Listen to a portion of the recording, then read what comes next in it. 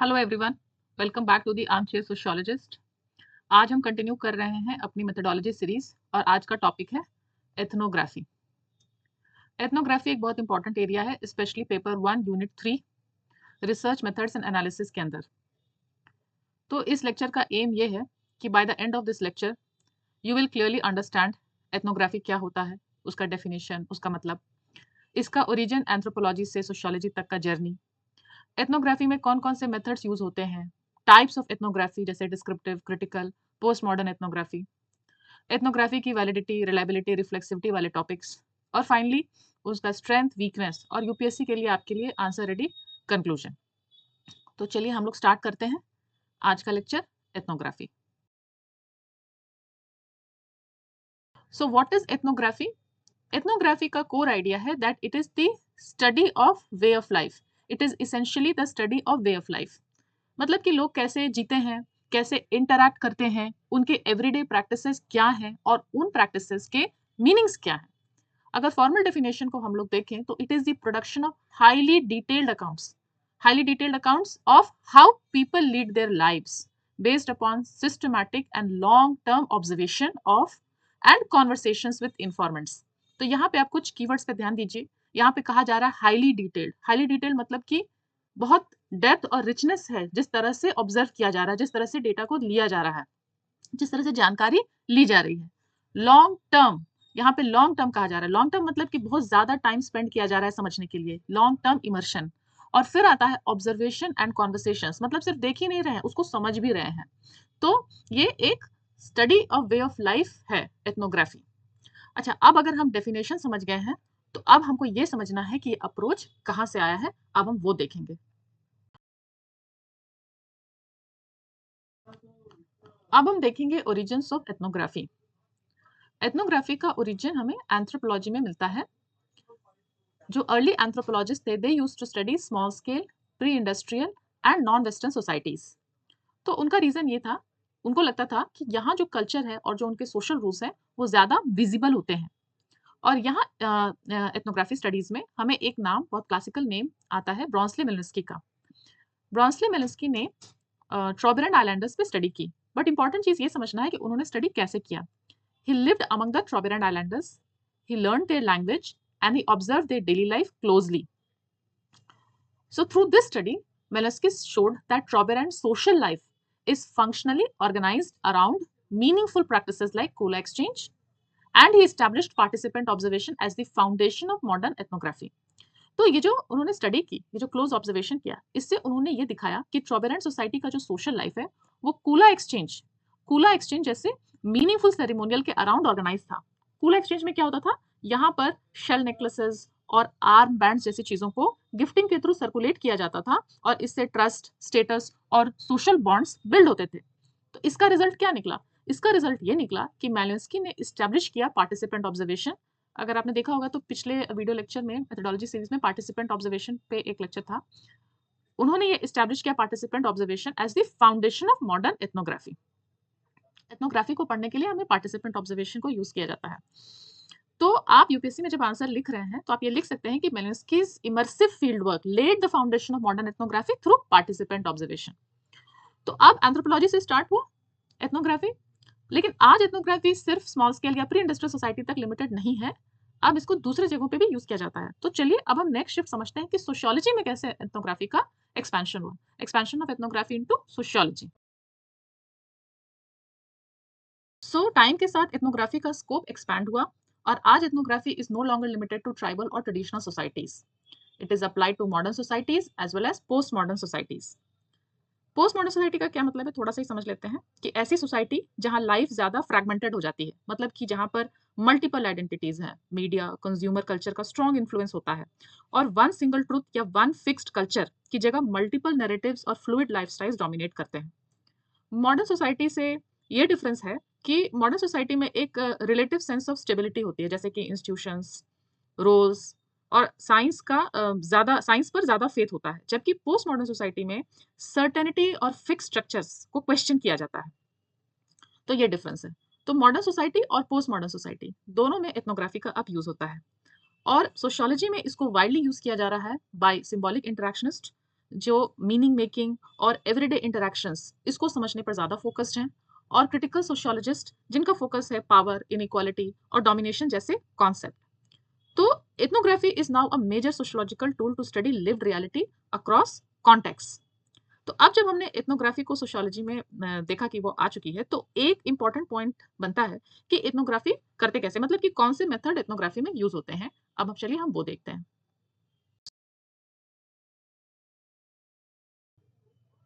So what are the methods which use in ethnography? Ethnography एक overall approach है, and in this we can use different qualitative research methods and tools, जैसे कि in depth interviews, participant observation, qualitative documents, and it may also involve collecting some quantitative data. तो in depth interviews और participant observation, इन दोनों पर मैंने पहले ही lecture बनाया हुआ है मेथोडोलॉजी सीरीज में, आप उसको देख सकते हैं, मैं लिंक दे दूंगी। क्वालिटेटिव डॉक्यूमेंट क्या होता है? क्वालिटेटिव डॉक्यूमेंट का मतलब सिंपल है, जैसे कि रिटन या रिकॉर्डेड मटेरियल जो कि सिर्फ नंबर्स नहीं है, जिसमें कि मीनिंग्स और एक्सपीरियंस हमें दिखते हैं, जैसे कि diaries, letters, personal narratives, field notes, photographs, newspaper, even social media post, ये सब क्वालिटेटिव डॉक्यूमेंट्स में है, जिसमें खाली नंबर नहीं है, उसके पीछे का मीनिंग और एक्सपीरियंस भी जुड़ा हुआ है। लेकिन हमें एक चीज़ याद रखना है कि जो पार्टिसिपेंट ऑब्जर्वेशन है, ये सबसे इंपॉर्टेंट सिंगल मेथड है जो कि एथनोग्राफिक स्टडीज में यूज होता है। अब जब हमें ये पता चल गया है कि क्या क्या मेथड्स, क्या क्या टूल्स हम यूज करते हैं एथनोग्राफी के अंदर, तो अब हमें ये देखना है कि एथनोग्राफी के कितने टाइप्स होते हैं।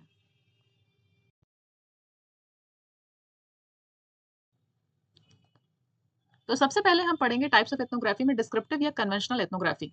इसका फोकस होता है detailed description of social life, और एम होता है to document everyday practices and to understand meanings from actors view point. तो इसमें मैंने 3 एग्जांपल्स लिया है। ये तीनों एग्जांपल्स जो है पार्टिसिपेंट ऑब्जर्वेशन वाले वीडियो लेक्चर में रेफर किया हुआ है, वहाँ भी जाके आप इसको देख सकते हैं। बट वन बाय वन यहाँ भी हम इसको देखेंगे। पहला है विलियम फुटवाइट के द्वारा किया हुआ स्टडी, स्ट्रीट कॉर्नर सोसाइटी। तो यहाँ पे विलियम फुटवाइट ने बॉस्टन के एक इटालियन अमेरिकन नेबरहुड में लंबा समय स्पेंड करके स्ट्रीट कॉर्नर ग्रुप के लाइफ को, एवरीडे लाइफ को मैप किया था कि कैसे इनफॉर्मल लीडरशिप बन रहा है, कैसे उसके अंदर फ्रेंडशिप नेटवर्क कैसे ऑपरेट कर रहा है। दूसरा, हार्वर्ड बेकर ने मार्जुआना यूजर्स, इनके ऊपर स्टडी किया था। बेकर ने डिविएंट सबकल्चर्स को स्टडी करके दिखाया कि डिविएंस कोई फिक्स्ड ट्रेट नहीं होता है। लोग इंटरेक्शंस में मीनिंग्स क्रिएट करते हैं और फिर उसके बाद लेबल्स लगते हैं। फिर तीसरा है Sudhir Venkatesh, gang leader for a day. इसमें वेंकटेश ने अर्बन गैंग सेटिंग को क्लोज रेंज से ऑब्जर्व करके दिखाया कि गैंग सिर्फ क्राइम नहीं होता है, एक ऑर्गेनाइज सोशल वर्ल्ड भी है, जिसके अंदर roles, routines, informal economy, decisions, negotiation सब कुछ हो रहा है। तो इन तीनों जो एग्जांपल्स हैं, इससे हम ये समझते हैं कि इसका डिस्क्रिप्टिव एस्पेक्ट क्या है। ये डिस्क्रिप्टिव एस्पेक्ट क्या है? ये है कि it builds a detailed inside narrative of how that world functions, चाहे वो स्ट्रीट कॉर्नर गैंग का हो, चाहे मारिजुआना यूजर्स का हो, चाहे इस अर्बन गैंग का हो। इन तीनों का इनसाइड नैरेटिव कि कैसे वो वर्ल्ड चल रहा है, rather than only judging it from outside. तो इस मेथड का, इस डिस्क्रिप्टिव एथनोग्राफी का हमें ये स्ट्रेंथ है कि it gives rich contextual data, it gives the real life social world का थिक डिस्क्रिप्शन। अब थिक डिस्क्रिप्शन का मतलब क्या होता है? थिक डिस्क्रिप्शन का मतलब ये होता है कि सिर्फ ये नहीं देखना कि क्या हो रहा है, ये भी देखना कि क्यों हो रहा है, उसका कॉन्टेक्स्ट, मीनिंग्स, उसके पीछे के सिंबल्स और अनस्पोकन रूल्स के साथ डिटेल में एक्सप्लेन करना, वो होता है थिक डिस्क्रिप्शन, THIC के थिक डिस्क्रिप्शन। तो ये इसका स्ट्रेंथ है कि we get rich contextual detail. But इसका लिमिटेशन ये भी हो सकता है कि कभी कभी ये जो पावर स्ट्रक्चर्स हैं और जो इनइक्वालिटी है उसको डायरेक्टली एड्रेस नहीं करता है। तो एग्जैक्टली इसी गैप को फिल करता है हमारा second type, which is the critical ethnography. अब हम वो देखते हैं। अब हम देखेंगे क्रिटिकल एथनोग्राफी। क्रिटिकल एथनोग्राफी का कोर बिलीफ होता है कि ethnography should reveal power relations, it should expose inequality and it should challenge domination. According to them, research is not neutral and research should contribute to social change. तो यहाँ पे एक key study है by Paul Willis in 1977 in learning to labour. यहाँ पर Willis studied working class lads. Lads means young boys. And through his study, he showed how school culture reproduces inequality. He used interviews and participant observation methods. And this is considered as the first major example of critical ethnography. इसके अलावा कुछ और भी important studies हैं critical ethnography में, जिसको आप example के तौर पे यूज कर सकते हैं। पहला है सैली वेस्टवुड का 1984 on female factory workers on the concepts of gender, labour and exploitation. फिर है बेवर्ली स्केग्स का 1997 on working class women and the concepts of respectability, femininity and class identity. और फिर है Martin Mac an Ghaill 1994 on masculinity and school culture, making of men. यहाँ पे उन्होंने question किया dominant ideas of what makes you true man, मतलब जो dominant assumptions है मैस्कुलिनिटी को लेकर उसको उन्होंने यहाँ पर क्वेश्चन किया है।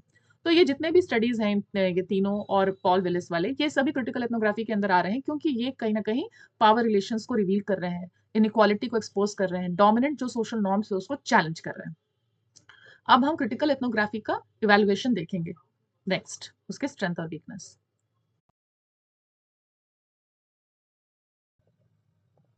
तो क्या है स्ट्रेंथ क्रिटिकल एथनोग्राफी के? क्रिटिकल एथनोग्राफी में सबसे इंपॉर्टेंट है हाई वैलिडिटी, क्योंकि जो रिसर्चर हैं वो डीप इमर्शन के थ्रू फील्ड में जाके टाइम स्पेंड करते हैं और वहां से फिर वो अपना जो क्वालिटेटिव डेटा है उसको कलेक्ट करते हैं, तो इसीलिए डेटा जो है वो रियल लाइफ और ग्राउंडेड होता है।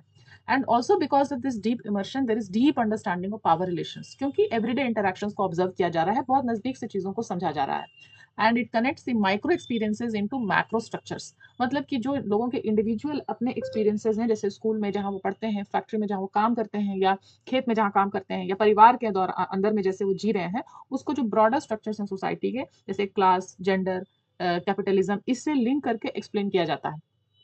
तो high validity, deep understanding and connecting the micro experiences, individual experiences with the macro structures. But इसके क्रिटिसिज्म भी है, ये ओवरली पॉलिटिकल हो सकता है, क्योंकि कभी कभी रिसर्च से ज्यादा उसका जो बैलेंस है दूसरी तरफ जा सकता है, रिसर्च एनालिसिस से पॉलिटिकल की तरफ जा सकता है। And there is risk of researcher bias, जो रिसर्चर आ रहे हैं अगर उन्होंने क्रिटिकल स्टैंस बहुत ज्यादा एक्सट्रीम लिया हुआ है तो इंटरप्रिटेशन जो है वो वन साइडेड हो सकता है, and therefore there is difficulty in maintaining objectivity. तो ये इसके कुछ स्ट्रेंथ और क्रिटिसिज्म्स हो गए, मतलब हाई वैलिडिटी दे रहा है, डीप अंडरस्टैंडिंग दे रहा है पावर इनइक्वालिटी का, but there is risk of bias, there is risk of difficulty in maintaining objectivity. अब हम थर्ड देखेंगे post modern ethnography. Post modern ethnography का सेंट्रल आर्गुमेंट क्या है? उसका सेंट्रल आर्गुमेंट है कि there is no single objective social reality, मतलब रियलिटी अलग अलग लोगों के लिए अलग अलग तरह से एग्जिस्ट कर सकती है, और नॉलेज, जिसे हम नॉलेज कह रहे हैं, वो खुद में ही फ्रैगमेंटेड है, मल्टीपल है और कॉन्टेक्स्ट डिपेंडेंट है। मतलब कि जो नॉलेज से मीनिंग समझते हैं वो मीनिंग्स टाइम, प्लेस, आपके मेरे सबके पर्सपेक्टिव के साथ बदलते रहती है। Therefore, any attempt to produce a total explanation in itself is a form of power. अगर हम किसी चीज के किसी टॉपिक के लिए कहते हैं कि ये इसका फाइनल एक्सप्लेनेशन है, एब्सोल्यूट एक्सप्लेनेशन है, तो ये भी एक तरह का डोमिनेशन है। तो post modern ethnography does not aim to explain society, वो सोसाइटी को एक्सप्लेन नहीं करना चाहती है, but to describe diverse experiences and view points. तो इसीलिए पोस्ट मॉडर्न एथनोग्राफी है, पोस्ट मॉडर्न एथनोग्राफी जो है, it rejects the grand theories and focuses on voices, multiple narratives and lived experiences of people, कि लोग कैसे उस चीज को जी रहे हैं। So the task of ethnography is not to decide which account is true, but to record how different realities are constructed. वो इस पे फोकस नहीं कर रही है कि किसी भी चीज से संबंधित जो कि आपका पर्सपेक्टिव सत्य है कि मेरा पर्सपेक्टिव सत्य है, लेकिन हमने जो उस चीज को जिया है, उस वो हमारी जो रियलिटी है वो कैसे कंस्ट्रक्ट हो रही है, कैसे वो निखर के सामने आ रही है, उसको वो रिकॉर्ड करके उजागर करना चाहते हैं, सामने लाना चाहते हैं। नॉट टू डिसाइड कि यही सत्य है, यही इसका final absolute form of knowledge है, दिस इज द अंतिम वर्ड ऑन दिस, नहीं, ऐसा नहीं है। आपका एक्सपीरियंस, मेरा एक्सपीरियंस, सारा एक्सपीरियंस वैलिड है और उसको वो सामने लाना चाहते हैं। So as I said, rejection of the grand narrative, multiple voices valid है, there is no single account which is absolute कि मेरी ही बात अंतिम सत्य है। Critique of representation and power and use of narrative and literary forms। यहाँ पे एक important contribution है टाइलर का।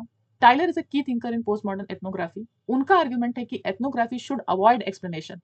जैसा हमने यहाँ पे देखा था कि कभी भी कोई total explanation is a form of power, तो हमें explanation नहीं देना है। We have to focus on evoking experience, कि जब हम उस स्टडी को, जो स्टडी किया गया उसको पढ़ें, लोगों की जिंदगी कैसे उन्होंने जी है, उस चीज को कैसे जिया है, तो हमें वो इमोशंस आए। And therefore he compares ethnography to poetry and literature. जैसे पोएट्री और लिटरेचर को जब हम पढ़ते हैं तो हमें वो इमोशंस उजागर होते हैं, जो प्रोटैगनिस्ट है, जो भी उसका कैरेक्टर है जिस पर पढ़ा जा रहा है, वो कैसे उस चीज के थ्रू गुजरा है, तो उसी तरह से एथनोग्राफी को भी it should evoke experiences. So the goal is to stimulate imagination, not to provide conclusions. So Tyler argues that explanation is a form of domination, लेकिन जब हम किसी चीज को डिस्क्राइब करते हैं, उनके उस जर्नी को बताते हैं, तो we are indulging into ethical engagement, उनके पर्सपेक्टिव को हम ऑनर कर रहे हैं, रिस्पेक्ट कर रहे हैं। लेकिन of course there will be criticisms. Criticism है पहला एक्सट्रीम रिलेटिविज्म, क्योंकि जब सभी तरह के पर्सपेक्टिव, सभी तरह की बातें सही हैं, ट्रू हैं, तो फिर फाइनल हम कंक्लूजन पे कैसे आएंगे, एक सोशियोलॉजिकल जजमेंट पर हम कैसे पहुंचेंगे? तो एक रिलेटिविज्म का प्रॉब्लम है। There is lack of analytical depth. Analytical depth इसका मतलब ये हुआ कि इसमें डिस्क्रिप्टिव ज्यादा हो जाता है, हम लोगों की जर्नी को बता रहे हैं, तो एक्सप्लेनेशन हम नहीं यूज कर रहे हैं, तो फाइनल हम अगर उसको एनालिटिकल वे में उसको समझना चाहेंगे तो हम नहीं समझ पाएंगे, and that is the problem, it leads to political paralysis. क्योंकि अगर कोई कंक्लूजन नहीं है, तो अगर हमको कोई डिसीजन लेना है उसके बेसिस पे, तो डायरेक्शन कहाँ से आएगा? We will have no direction, there will be no clear direction because all perspectives are true, so there will be a problem of indecisiveness, political paralysis, and also of self defeating logic. Self defeating logic का मतलब क्या हुआ? इसका मतलब हुआ कि अगर सारे ट्रुथ को हमने रिजेक्ट कर दिया कि भाई, इन द सेंस कि सारे पर्सपेक्टिव हम उसको हम अलाउ कर रहे हैं, एक्सेप्ट कर रहे हैं, विच इज ग्रेट, लेकिन अगर हम किसी भी ट्रुथ को एब्सोल्यूट नहीं मान रहे हैं, तो पोस्ट मॉडर्न आर्ग्यूमेंट खुद को भी अंडरमाइन कर रहा है, क्योंकि हम किसी को भी तो सही नहीं मान रहे हैं। Then at the end of the day what is the conclusion we are arriving at? तो therefore it leads to a self defeating logic. अब हमने ये तीनों जो है descriptive and critical and post modern ethnography देख लिया है। अब हम इसका एक क्विक कंपैरिजन देख लेंगे and then we will go to conclusion of the today's lecture.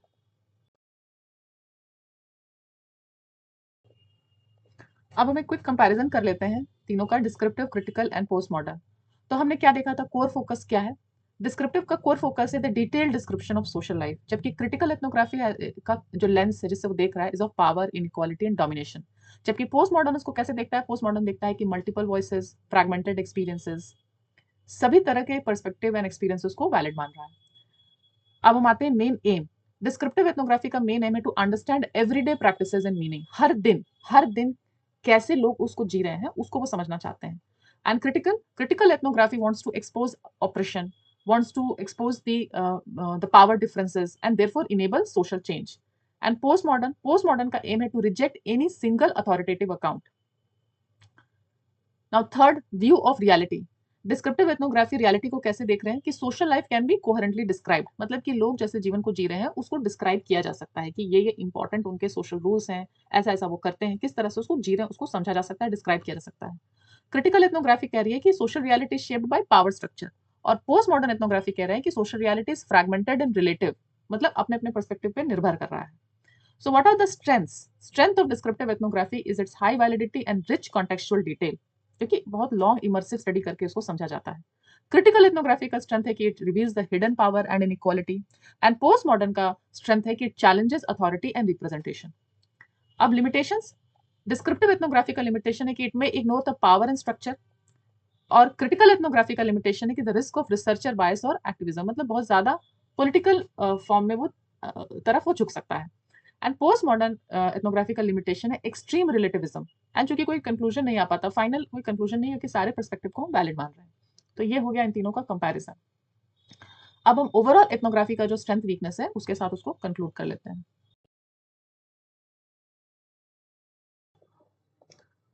So ethnography generally scores high on validity. क्यों? Because of the long term immersion, मतलब रिसर्चर बहुत लंबे समय तक स्टडी करते हैं और पार्टिसिपेंट ऑब्जर्वेशन के द्वारा ऑब्जर्व करते हैं, मतलब they become a part of that society और that process which they are studying. So they have rich contextual data.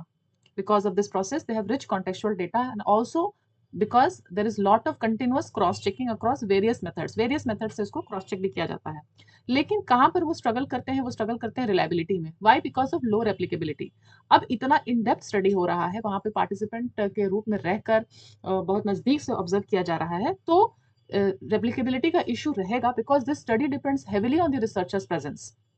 अब रिसर्चर अगर चेंज होते हैं तो ये प्रोसेस का जो आउटकम है ये भी चेंज हो सकता है। It is also dependent upon time, because बहुत ज्यादा समय इसमें लगता है इस प्रोसेस में, and also on the context. So another researcher might not get the same findings. ये रेप्लिकेबिलिटी वाले इशू पे स्ट्रगल करते हैं। So high validity but unfortunately low reliability. अब रिफ्लेक्सिविटी पे आते हैं। रिफ्लेक्सिविटी क्या हुआ? रिफ्लेक्सिविटी का मतलब ये हुआ कि रिसर्चर को कॉन्स्टेंटली रिफ्लेक्ट करना होता है, सोचते रहना होता है किन चीजों पे? उनके रोल पर, कि इस प्रोसेस में उनका क्या रोल है, उनको अपने पावर, मतलब उनका जो पोजीशन है उस प्रोसेस में, उस पर फोकस करना होता है कि maybe they are not influencing the study, influencing the process, the interactions which they are studying, and their influence on the data. So ethnography में रिसर्चर इनविजिबल नहीं होता है, so reflexivity is very essential. Now we will conclude the topic with understanding what are the strengths and weaknesses of the method. तो ethnography का पहला strength है high validity due to long term immersion. तो researcher field में रह के real life behaviour और meanings को एक्यूरेटली कैप्चर करते हैं। और वैलिडिटी से हम क्या समझते हैं? Validity refers to the extent to which a research method accurately represents a social reality claims to study. तो एथनोग्राफी हमें हाई वैलिडिटी देती है because we are studying it in depth. Second, it provides Insiders और actors perspective. इसका मतलब क्या हुआ? Social reality को पार्टिसिपेंट्स की नजर से समझने का हमें मौका मिलता है। And ethnography captures meaning, interactions and everyday practices. मतलब हम सिर्फ एक्शंस नहीं देख रहे हैं, उनके पीछे के मीनिंग, कॉन्टेक्स्ट, इसको भी सामने लाने का प्रयास कर रहे हैं। It is very useful for studying hidden और मार्जिनलाइज ग्रुप्स। तो जहाँ पे सर्वेज, इंटरव्यूज काम नहीं आते हैं, यहाँ पर एथनोग्राफी हमें एक्सेस देती है। And it produces rich contextual data, मतलब डिटेल डिस्क्रिप्शंस मिलता है जिससे कि सोशल लाइफ के कॉम्प्लेक्सिटी को हम दिखा पाते हैं। And then there are weaknesses. चूंकि लॉन्ग टर्म इमर्शन हम इसमें करते हैं तो टाइम कंज्यूमिंग है और ये रिसोर्स इंटेंसिव भी है। Also there is issue of low replicability and limited generalisability. मतलब कि सेम स्टडी को एग्जैक्टली रिपीट करना मुश्किल होता है, इसलिए फाइंडिंग्स लिमिटेड कॉन्टेक्स्ट तक हमें रहती हैं। और रिसर्चर्स इन्फ्लुएंस ऑन बिहेवियर। तो रिसर्चर का जो प्रेजेंस से लोग अपना बिहेवियर भी चेंज कर सकते हैं। Then there issues of ethical and safety concerns कि पार्टिसिपेंट्स का कंसेंट लिया गया है कि नहीं लिया गया है। Are there any issues of deception? और रिसर्चर और पार्टिसिपेंट्स की भी सेफ्टी का रिस्क हो सकता है। Then there issues of objectivity and representation, मतलब कि रिसर्चर के इंटरप्रिटेशंस पार्टिसिपेंट्स के रियलिटी को डिस्टॉर्ट कर सकते हैं। So these are the strengths and weaknesses of ethnography. So how do we conclude? We conclude by saying that ethnography helps us understand social life from the inside and gives rich, meaningful data. Although it is time consuming and then there are issues of ethical and reliability issues, it remains a valuable method for studying everyday social life. तो इसके साथ हमने ethnography complete कर लिया।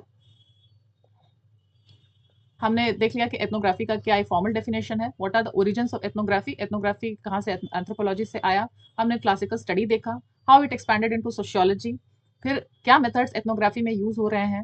Then we went to the types of ethnography, descriptive, critical, और सभी का हमने इवेल्युएशन भी किया, descriptive, critical and post modern. फिर we came to the comparison of all the three, तीनों को हमने कंपेयर किया, और कंपेयर करने के बाद में हमने स्ट्रेंथ और वीकनेस और कंक्लूजन के साथ इसको एंड किया।